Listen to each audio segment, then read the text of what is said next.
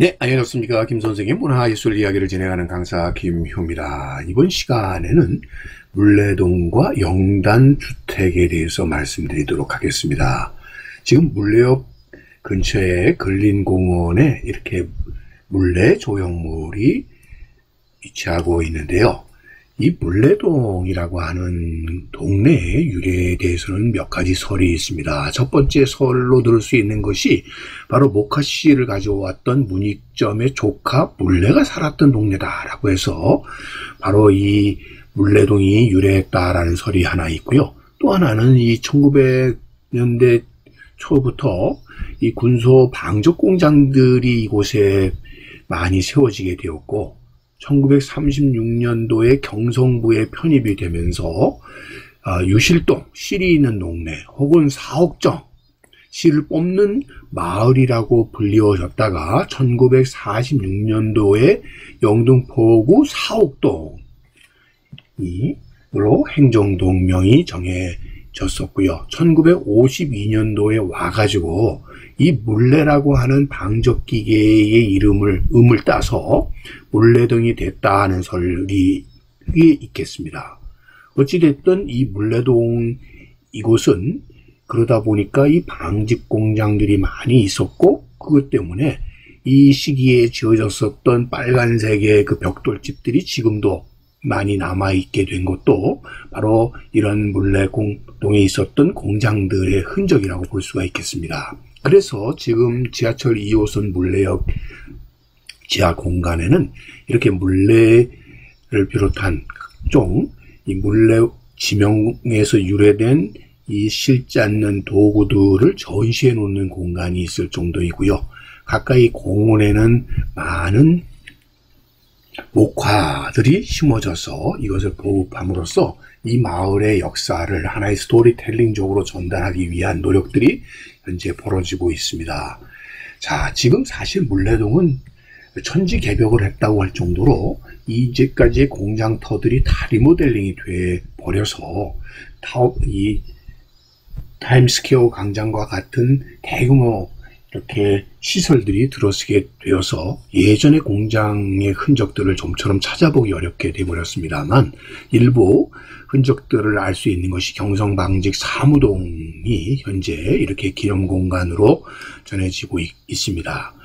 자, 사실 영국의 산업혁명의 토대가 되었던 게 바로 이 방직 산업이었던 것이죠. 이렇게 많은 노동 집약적인 이 당시에 실 뽑고 천을 짜는 이런 산업들로부터 결국 대량 생산 체제가 구축되는 공장제 기공업의 토대가 되었던 것이 바로 이 섬유 산업이었던 것처럼 1930년대의 경성 방직 공장의 모습을 담고 있는 이런 예사진들을 통해서 이 물레동 일대가 이러한 방적 공업의 중심이었었다는 것을 알 수 있고 한편으로 우리나라의 산업의 어떤 의미에서 기초가 되었었던 이러한 산업혁명의 토대가 되었던 장소가 물레동이다 이렇게 이해할 수도 있겠습니다. 1970년대 경성 방직을 담은 사진이 되겠고요. 1980년대의 방림방적의 규모가 얼마나 대단했었는가는 그 주변에 세워진 빌딩들과 비교해 보셔도 알 수가 있겠고 1970, 80년대에 우리나라의 중요한 하나의 산업, 수출 산업의 중심에 바로 이런 섬유 산업이 있었다라는 것을 엿보게 해줍니다.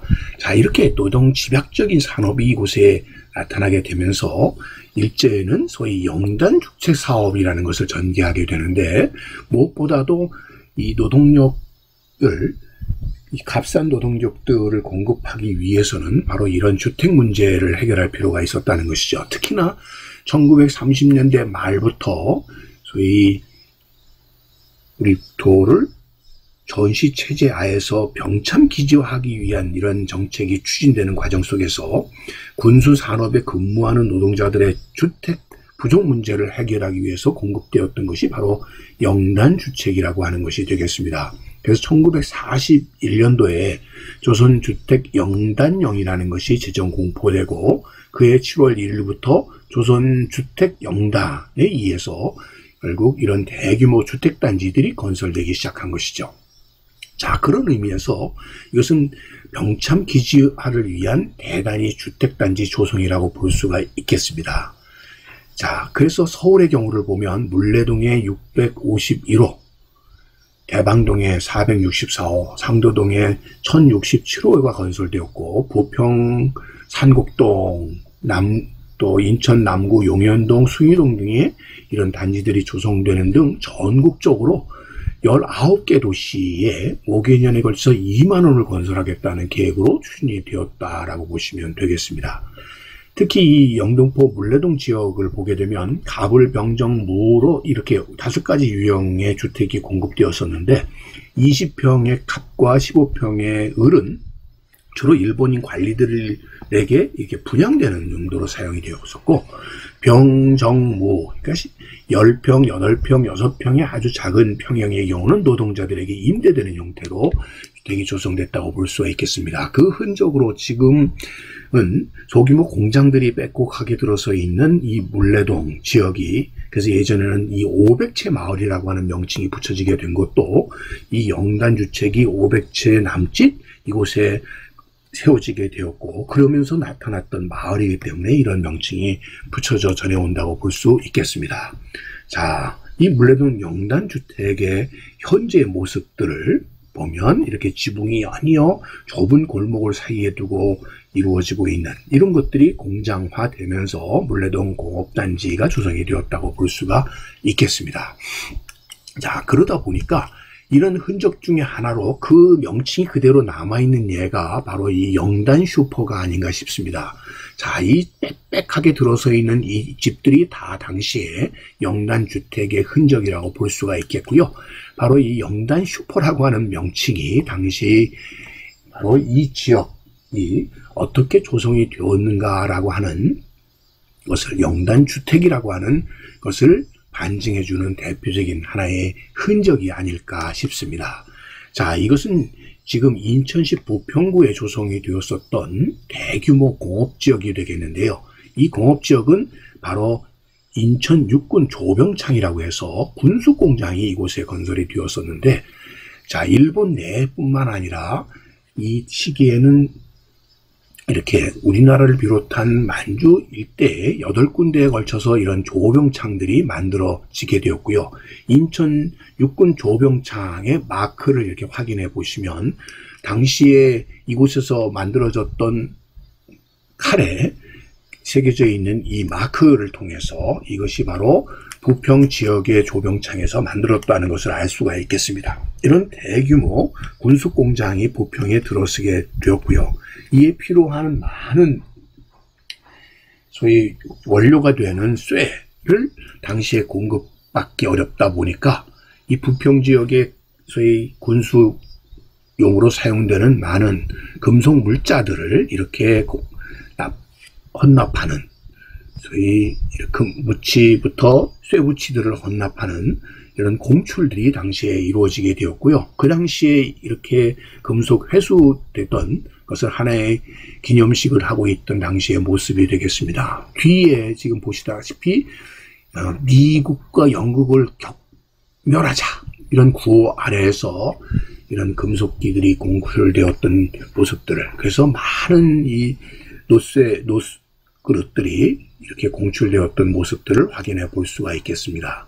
당시 이런 것들뿐만 아니라 만석동 조선기계제작소에서는 비밀리에 이런 잠수함도 제작이 되게 되었고요. 이를 위한 부품들을 바로 공급을 했었던 것이 이 부평에 있었던 조병창이 되겠습니다. 자, 이 해방 이후에 찍은 사진으로서 당시에 남아있었던 부평 주물공장과 이런 부영주택들이 바로 당시의 영단주택의 흔적이라고 보시면 되겠습니다. 자, 이것이 지금 이제 그 흔적으로 남아있는 산곡동 영단주택의 모습. 이렇게 똑같은 주택들이 이런 좁은 골목 사이에 연달아 마주보고 있는 이것이 당시의 영단주택의 흔적이라고 볼 수가 있겠습니다. 자, 주변 지역들이 이렇게 다 재건축이 이루어지고 있는 가운데 일부 남아있는 영단주택의 이 좁은 골목 사이에 빽빽히 들어서 있는 집터들의 모습을 통해서 당시의 일제의 수탈 흔적으로 노동단 집단주택의 모습을 우리가 확인해 볼 수 있는 것이죠. 자, 이거는 인천 용현동에 있는 영단주택의 모습이 되겠고요. 그런 의미에서 우리나라 주택단지, 대규모 주택단지의 효시가 된 것이 바로 이 당시에 건설된 영단주택이 아니었나 싶습니다. 오늘은 물레동 영단주택을 중심으로 한 이야기를 꽃밭을 가꾸는 김 선생이 전달드렸습니다.